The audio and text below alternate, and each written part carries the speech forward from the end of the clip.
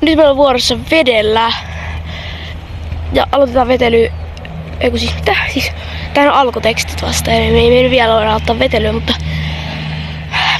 eli meidän on tarkoitus yrittää vetää mahdollisimman monella vetotyylillä. Lähdetään testaamaan, kuinka monella päästään. Ensimmäinen vetotyyli lävä.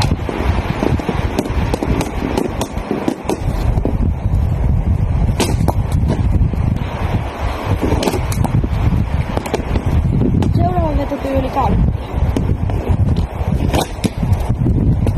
Ilmasta veto. Siinä. Siis tää on sisäänpäin kalkki.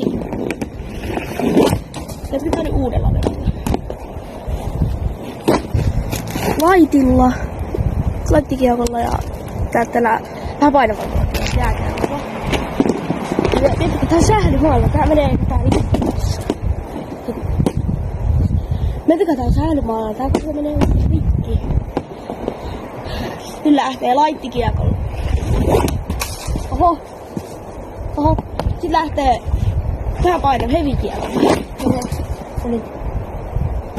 Nyt vedelyt on tehty. Oli aika haastavia keksiä, että mitä vetelis, tai mitä tekis ylipäätänsä. Mutta kyllä se siitä meni ja jatketaan seuraavien hyvien videoiden parissa. Eiköhän se olisi, niin kuin vanhat erkitkin sanoo, että moro!